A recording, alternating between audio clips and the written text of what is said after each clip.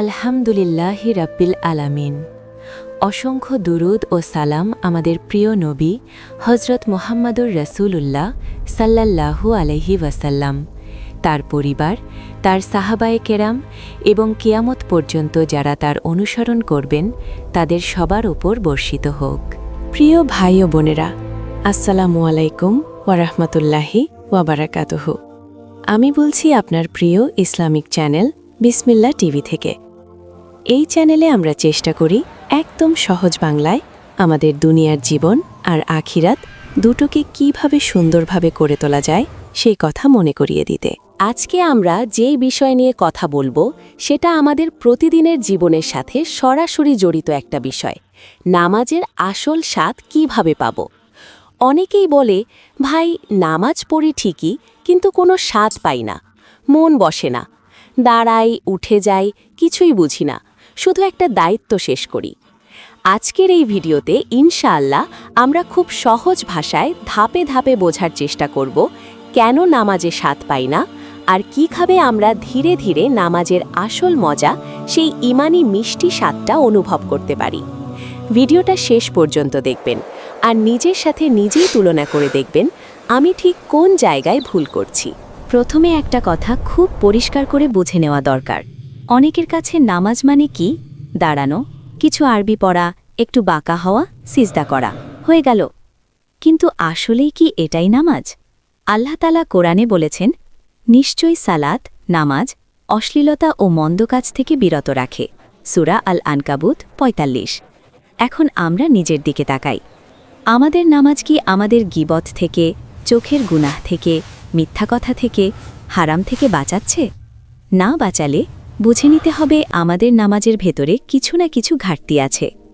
রাসূলুল্লাহ সাল্লাল্লাহু আলাইহি ওয়াসাল্লাম নামাজকে কি বলতেন?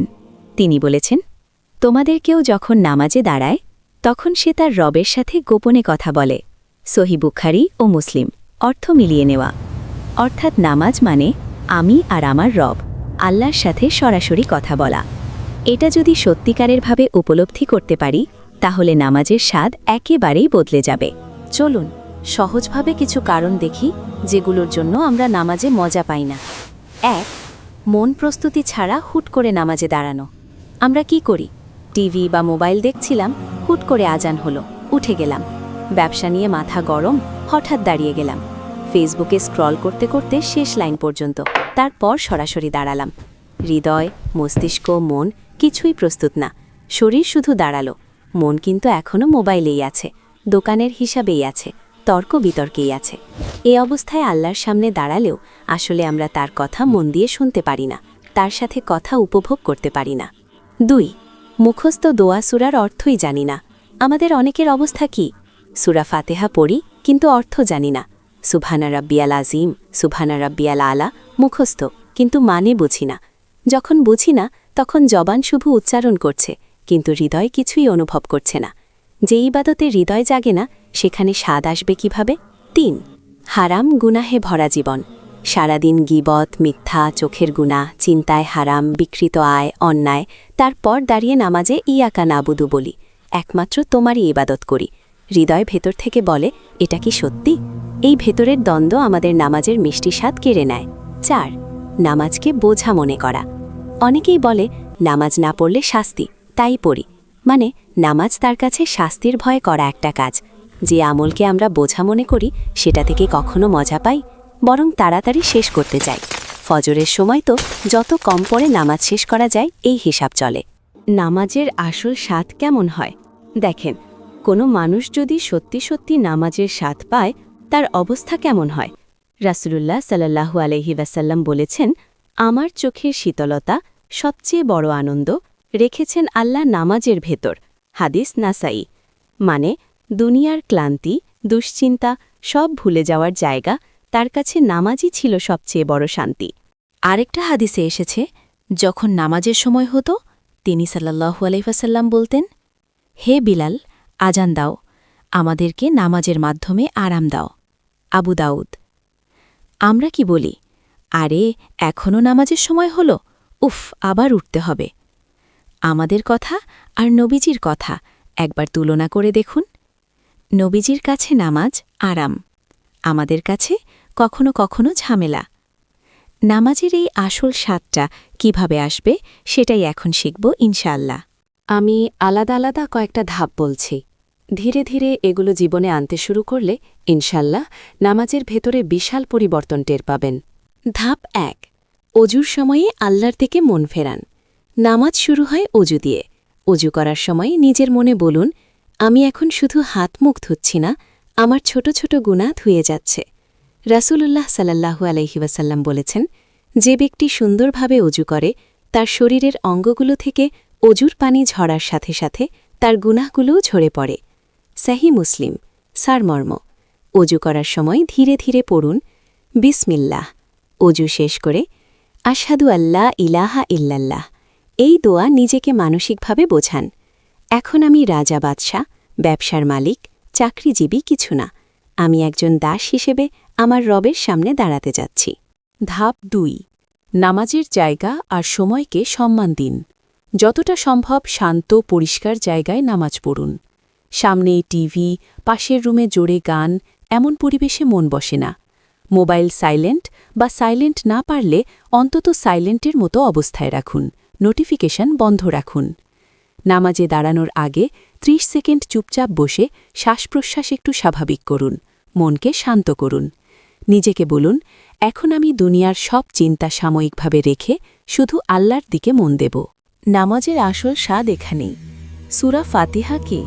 আল্লাহ বলছেন, আমি তোমাকে দিয়েছি ৭টি প্রায় পুনরাবৃত্ত হওয়া আয়াত, সূরা ফাতিহা এবং মহৎ কুরআন, সূরা আল হিজর ৮৭।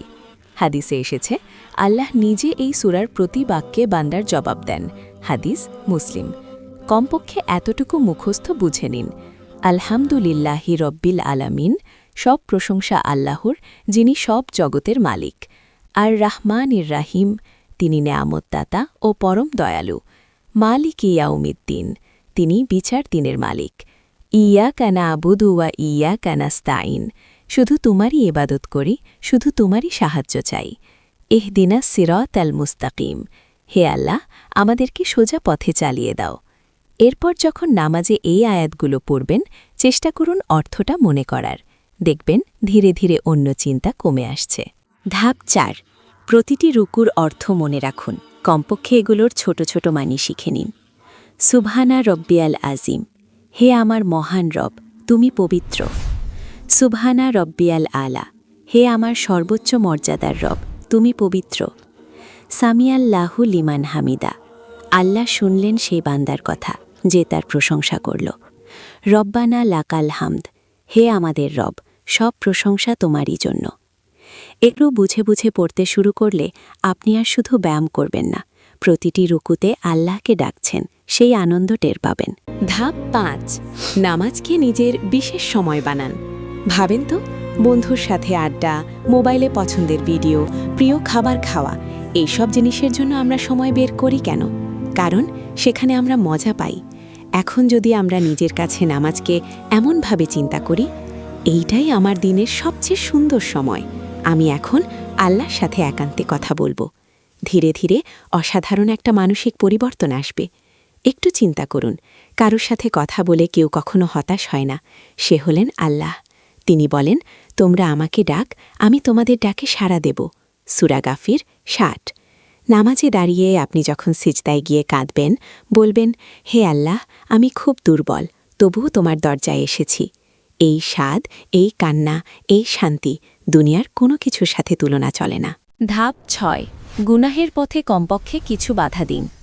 নামাজের আসল মজা পেতে চাইলে সারা দিন গুনাহে ডুবে থেকে শুধু ৫ মিনিটের জন্য নেকবান্দা হওয়ার অভিনয় করে অনেক সময় হৃদয় পুরোপুরি সাড়া দিতে চায় না।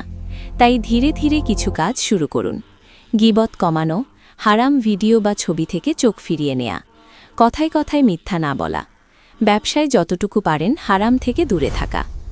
একজন সাহাবী ছিলেন, তিনি মদ খেতেন কিন্তু নামাজ ছাড়তেন না। ধীরে ধীরে নামাজের বরকতে আল্লাহ তাকে মদ থেকেও বাঁচিয়ে দিলেন। বর্ণনা বিভিন্ন বইতে। আপনি গুনাহমুক্ত নন, তবুও নামাজ ছাড়বেন না, বরং নামাজকে বলুন, হে আল্লাহ, আমি দুর্বল, আমাকে নামাজের বরকতে গুনাহ থেকে বাঁচিয়ে দাও। এখন একদম প্র্যাকটিক্যাল ৭-৮টা কথা বলি, যেগুলো আজ থেকেই চেষ্টা করতে পারবেন। ছোট সূরা দিয়ে ধীরে ধীরে পড়ুন। অনেকেই ভাবেন লম্বা সূরা পড়লে বড় সওয়াব, কিন্তু লম্বা সূরা পড়ে যদি মন অন্যদিকে চলে যায়, তার চেয়ে ছোট সূরা পড়ে মনোযোগ দিয়ে পড়া অনেক উত্তম। প্রতিটি রুকুতে অন্তত ৩ সেকেন্ড থামুন। দাঁড়ানো, রুকু, সিজদা প্রতিটি জায়গায় একটু থেমে থাকুন। তাড়াহুড়া করে ঠকঠক নামাজ শেষ করা নামাজের স্বাদ কেড়ে নেয়। প্রথম তাকবীর তা উলার গুরুত্ব দিন। চেষ্টা করুন শুরু থেকেই ইমামের সাথে থাকতে। হাদিসে এসেছে, যে ব্যক্তি ৪০ দিন জামাতে প্রথম তাকবীর পায় তার জন্য বিশেষ ফজিলত বর্ণিত হয়েছে। তিরমিজি। অর্থ মিলিয়ে নেয়া। নামাজে নিজের দুঃখ কষ্ট আল্লাহকে বলে দিন। ফরজ নামাজ শেষে বা নফল নামাজের সিজদায় নিজের ভাষায় কেঁদে কেঁদে বলুন, হে আল্লাহ, তুমি জানো আমি কি কষ্টে আছি, তুমি ছাড়া আমার আর কেউ নেই। ফজরের নামাজকে আলাদা গুরুত্ব দিন। রাতের ভালো লাগার ঘুম ছেড়ে যখন আপনি নামাটি চুম্বো উঠবেন, আল্লাহ আপনার সেই ত্যাগের কদর করতেই নামাজে একটা অন্যরকম স্বাদ দেবেন ইনশাআল্লাহ। একটু একটু করে শিখুন। আজ সূরা ফাতিহার মানে, কাল সুবহানা রাব্বিয়াল আলার মানে, হপ্তায় হপ্তায়, মাসে মাসে দেখবেন একসময় পূর্ণ সালাত আপনি অন্তত কাঠামোগতভাবে বুঝে পড়ছেন। এখন একটু নিজের দিকে তাকাই। আমরা বলি নামাজের স্বাদ পাই না। প্রশ্ন হলো, আমি কি সত্যি সত্যি সেই স্বাদ পাওয়ার জন্য চেষ্টা করেছি? আমি কুরআনের একটা আয়াতের মানেও শিখিনি। দোয়াগুলোর দুটা বাংলা অর্থও জানি না। গুনাহ থেকে একটু কমার চেষ্টা করিনি। অজু, তাকবীর, সুন্নাহ কোনো কিছুর দিকেই মন দিইনি। তাহলে নামাজ কি জাদু? নিজ থেকে স্বাদ চলে আসবে? আল্লাহ তাআলা কুরআনে বলেছেন, আর যারা আমাদের পথে প্রচেষ্টা করে অবশ্যই আমরা তাদেরকে আমাদের পথসমূহের দিকে হিদায়ত দান করি। সূরা আল আনকাবুত ৬৯। আপনি যদি সত্যি সত্যি চেষ্টা শুরু করেন, আল্লাহ নিজেই আপনার নামাজকে মিষ্টি করে দেবেন ইনশাআল্লাহ। এই চ্যানেল বিসমিল্লাহ টিভি। আমরা কারো উপর জোর করে কিছু চাপিয়ে দিতে আসিনি। আমরা সবাই গুনাহগার, দুর্বল মানুষ। আমাদের শুধু ইচ্ছে নিজেকে মনে করানো, আপনাকেও মনে করানো। আমাদের আসল পরিচয়, আমরা আল্লাহর বান্দা। আজকের ভিডিওতে আমরা শিখলাম, নামাজ শুধু আচার না, আল্লাহর সাথে কথা, মন প্রস্তুতি, বুঝে পড়া, গুনাহ থেকে ধীরে ধীরে দূরে থাকা, এগুলো নামাজের স্বাদ আনে। সামান্য সামান্য পরিবর্তন আনলেও ১-২ মাস পরেই আপনি নিজের নামাজে বড় পার্থক্য অনুভব করবেন ইনশাআল্লাহ। এখন আপনার কাজ কি? অন্তত সূরা ফাতিহা আর রুকু সিজদার দোয়ার বাংলা অর্থ আজই শিখে ফেলুন। অজুর সময় মনকে নামাজের জন্য প্রস্তুত করুন। তাড়াহুড়া ছাড়া ধীরে ধীরে নামাজ পড়ার চেষ্টা করুন। বাকি রাস্তা আমাদের রব নিজেই সহজ করে দেবেন। চলুন আজকের আলোচনাটা একটা ছোট্ট দোয়া দিয়ে শেষ করি। আপনি যেখানে আছেন মন দিয়ে আমিন বলবেন। হে আল্লাহ, তুমি আমাদের সবাইকে সত্যিকারের নামাজি বানিয়ে দাও। হে আল্লাহ, আমাদের নামাজকে শুধু দায়িত্ব না, আমাদের হৃদয়ের শান্তি বানিয়ে দাও। হে আল্লাহ, সূরা ফাতিহা থেকে শুরু করে নামাজের প্রতিটি শব্দের আসল মানে বুঝে পড়ার তৌফিক দাও। হে আল্লাহ, আমাদের গুনাহের কারণে যদি আমাদের নামাজের স্বাদ নষ্ট হয়ে যায়, তবে তুমি তোমার রহমতে আমাদের গুনাহ মাফ করে দাও। হে আল্লাহ, যারা এই ভিডিও শুনছে তাদের কারো ফজর কাজা না হোক, তাদেরকে জামাতে নামাজ আদায়ের তৌফিক দাও। হে আল্লাহ, আমাদের সন্তানদের, পরিবারকে, সবাইকে নামাজের বরকতে দুনিয়া ও আখিরাতে সফলতা দাও। হে আল্লাহ, কিয়ামতের দিন আমাদেরকে তাদের দলে অন্তর্ভুক্ত করো যাদের নামাজ কবুল হবে আর যারা হাসি মুখে জান্নাতে যাবে। ইয়া রাব্বাল আলামিন। প্রিয় ভাই ও বোনেরা, যদি মনে হয় এই কথাগুলো আপনার হৃদয়ে একটু হলেও লাগছে, তাহলে নিজে আমল করার পাশাপাশি এমন মানুষের সাথে শেয়ার করুন যারা নামাজ পড়ে কিন্তু স্বাদ পায় না। আবার দেখা হবে ইনশাআল্লাহ বাংলায় দিনের আরেকটি পর্বে। ওয়াসসালামু আলাইকুম ওয়া রাহমাতুল্লাহি ওয়া বারাকাতুহু।